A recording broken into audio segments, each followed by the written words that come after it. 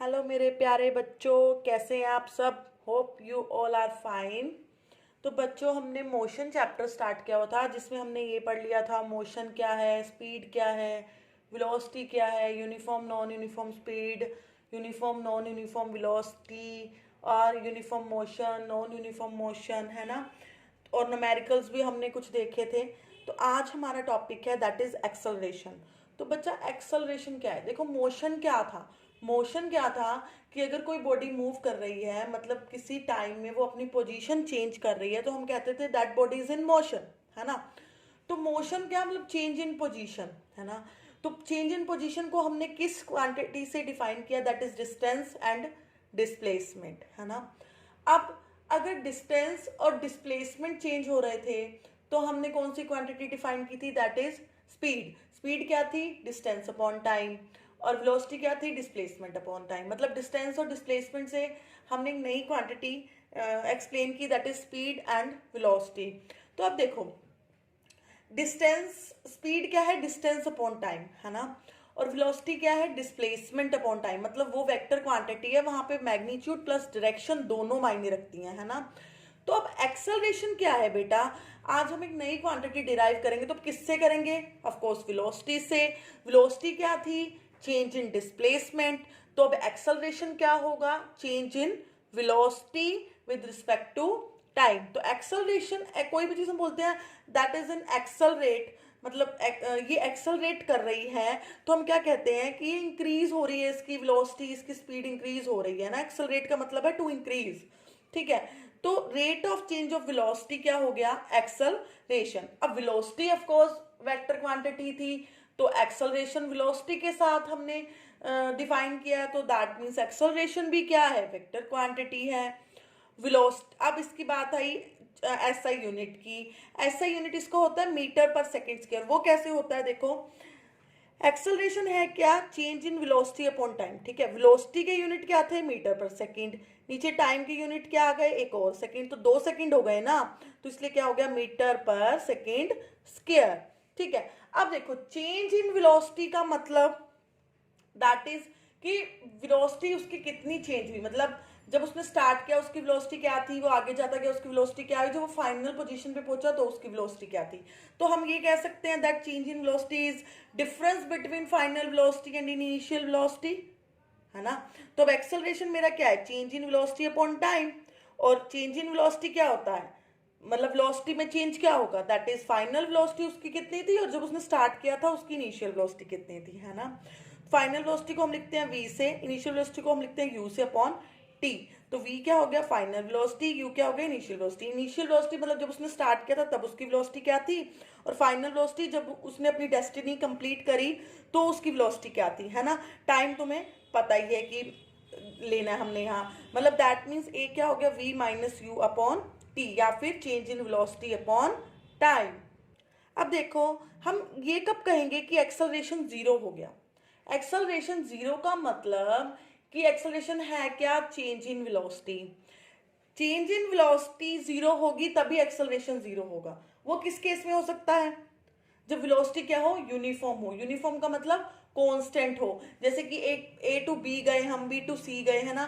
तो पहले भी उसकी क्या थी? 50, मतलब किलोमीटर पर आवर में वो कंप्लीट करा था ए टू बी, है ना। मान लो ए टू बी गए हम, देन बी टू सी गए हम, तो ए टू बी वो 50 किलोमीटर 1 घंटे में जा रहा था, बी टू सी भी वो 50 किलोमीटर 1 घंटे में। मैं यहाँ स्ट्रेट लाइन की बात करूँ कि स्ट्रेट लाइन में बॉडी ट्रेवल कर रही है। तो यहाँ देखो, 1 घंटे में वो 50 किलोमीटर जा रहा है, अगले 1 घंटे में 50 किलोमीटर जा रहा है, मतलब उसकी यहाँ पे वेलोसिटी क्या है? कांस्टेंट है। और अगर वेलोसिटी कांस्टेंट है दैट मीन्स एक्सेलरेशन क्या होगा? जीरो। क्यों? वेलोसिटी कांस्टेंट मतलब सेम वेलोसिटी है, जिस वेलोसिटी से उसने स्टार्ट किया उसी वेलोसिटी से उसने खत्म किया, तो मतलब u v minus you zero है ना। तो v माइनस यू जीरो है, तो एक्सेलरेशन क्या होगा? Zero upon T, that is zero. Clear है? होप आपको क्लियर होगा। तो अब सेम हमने जैसे यूनिफॉर्म वेलोसिटी पढ़ा था, यूनिफॉर्म स्पीड पढ़ा था, अब यूनिफॉर्म एक्सेलरेशन पढ़ेंगे। यूनिफॉर्म एक्सेलरेशन क्या होता है बेटा? वही सेम, क्या करेगा? स्ट्रेट लाइन में कोई बॉडी ट्रेवल कर रही है तो वो एक मतलब इक्वल डिस्टेंस कवर करेगा in equal interval of time में, ठीक है। तो that means body has uniform acceleration if it travels in a straight line, और उसकी वेलोसिटी कैसे इंक्रीज करेगी, in y equal amount in equal interval of time.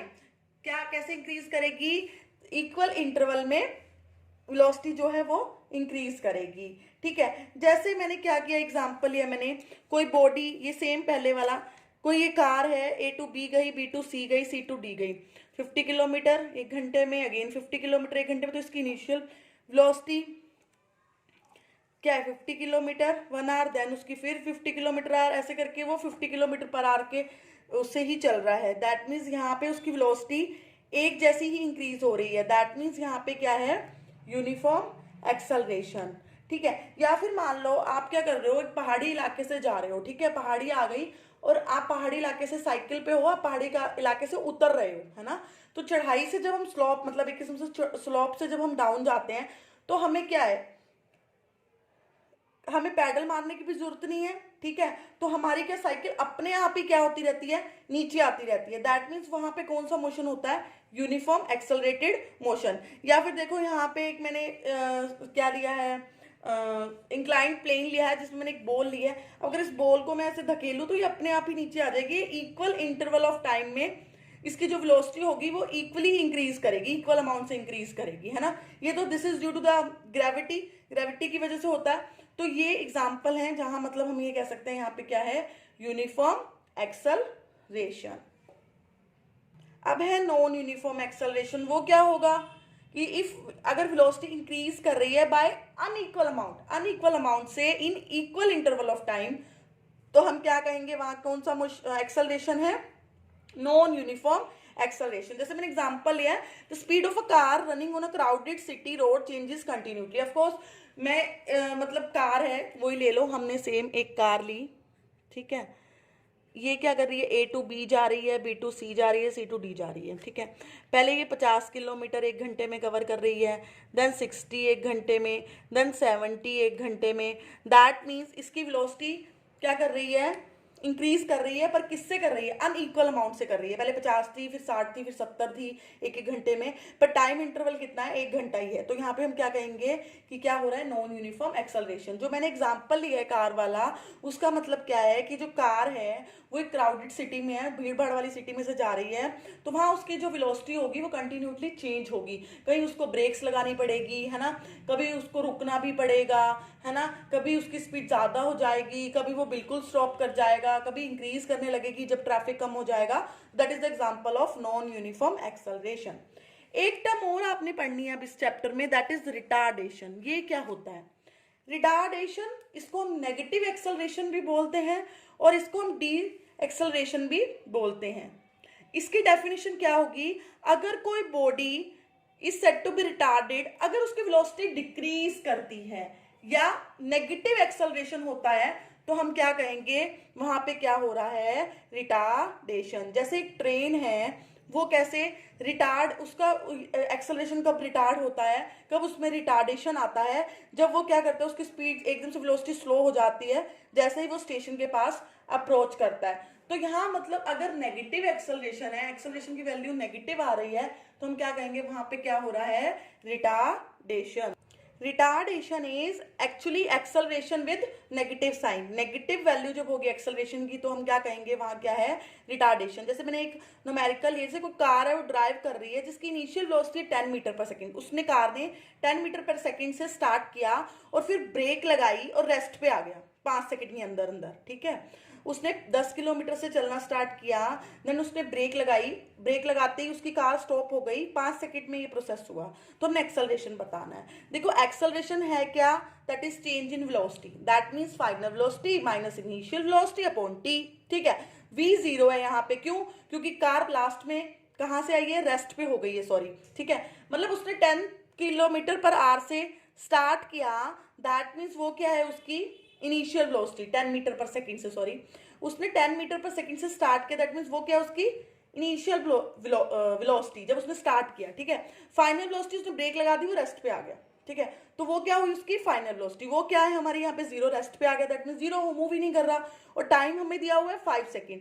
तो एक्सेलरेशन क्या होगा, final velocity minus initial velocity upon t, that is 10 upon -10/5, ठीक है। तो क्या आ गया यहाँ पे -2 मीटर पर सेकेंड के रहा है एक्सेलरेशन।